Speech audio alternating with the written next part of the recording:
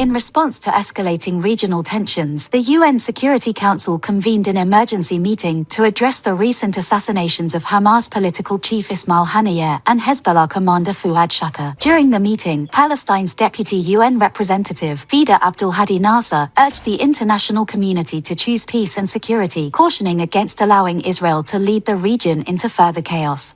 Mr. President, it has been nearly 300 days since Israel launched its genocidal war on the Palestinian people in the Gaza Strip, a war that has gravely breached all tenets of international humanitarian and human rights law, a war that has flagrantly violated the UN Charter, including the cardinal principle regarding the sovereignty and territorial integrity of states, a war that threatens international peace and security. Yet Israel is being permitted to wage this war in broad daylight with no restraints and no consequences. It is doing so willfully and wantonly, in spite of this Security Council's resolutions, in spite of the ICJ provisional measures orders, in spite of the global demands for a ceasefire. And still, the Council is failing its duty to impose a ceasefire and bring a halt to this depravity.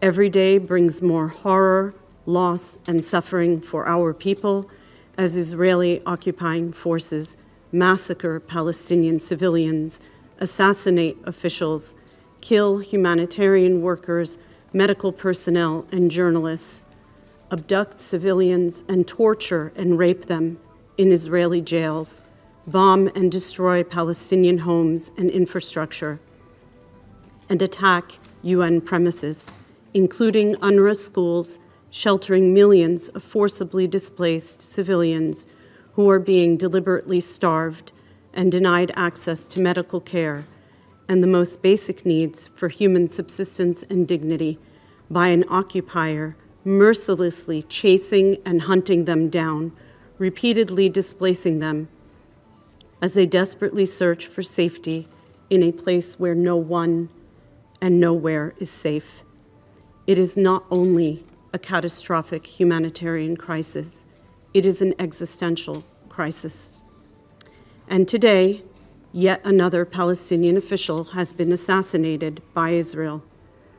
As pronounced by Palestinian President Mahmoud Abbas, the Palestinian leadership condemns in the strongest terms the assassination of former Palestinian Prime Minister and head of the political bureau of Hamas, Ismail Haniyeh, in Tehran today.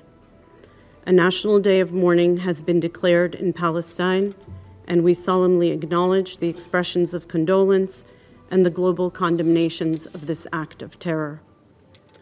Moreover, we unequivocally condemn the criminal breach of the territorial integrity and sovereignty of the Islamic Republic of Iran, as we condemn the repeated breaches by Israel of the sovereignty and territorial integrity of Lebanon, the Syrian Arab Republic, and Yemen. And this includes yesterday's brazen attack on Beirut. Iranian ambassador to the UN, Amir Saeid Iravani, echoed concerns, suggesting that the assassination of Haniyeh indicates Israel's intentions to widen the conflict beyond Gaza. Mr. President, they covered the assassination of Mr. Ismail Haniyeh, the political chief of the Palestinian Islamic Resistance Movement Hamas, and a great leader of the Palestinian people, legitimate struggle for self-determination as the result of an aggressive act of terrorism by the Zionist occupying regime of Israel.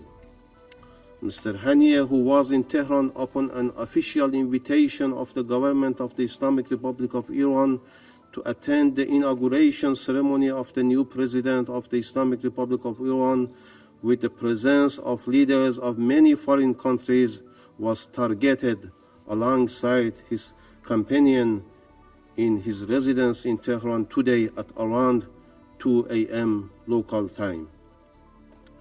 This act of terror is just another manifestation of Israelis' decaying long patterns of terrorism and sabotage targeting Palestinians and other supporters and sympathizers of the Palestinian cause across the region and beyond.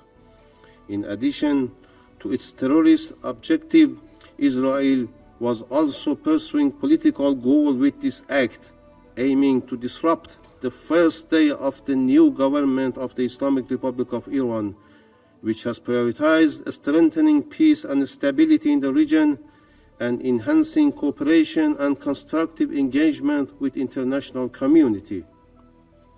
The Islamic Republic of Iran condemned in the strongest possible terms this horrible terrorist act as a most serious violation of international law and the Charter of the United Nations, as well as a grave breach of Iran's sovereignty and national security.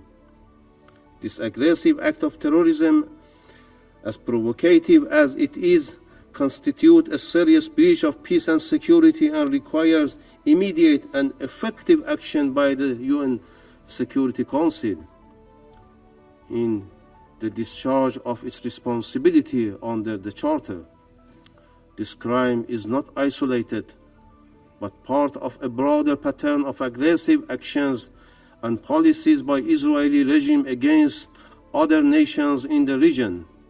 Just hours before this heinous crime, this regime carried out cowardly terrorist attack in the southern suburbs of Beirut, Lebanon, targeting civilians and civilian infrastructures.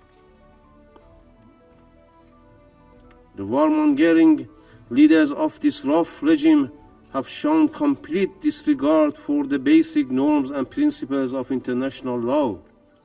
Their crimes reveal a lack of commitment to peace and stability in the region and suggest an intention to escalate conflict and expand the war through the entire region. The violence has taken a severe toll on journalists as well. Al Jazeera journalist Ismail Olgaw and camera operator Rami Al-Rifi were killed in an Israeli attack on Gaza, further compounding the crisis. The ongoing conflict has had a devastating impact on Gaza. To date, at least 39,445 people have been killed and 91,073 wounded as a result of the war, underscoring the urgent need for international intervention and resolution. In response to escalating regional tensions,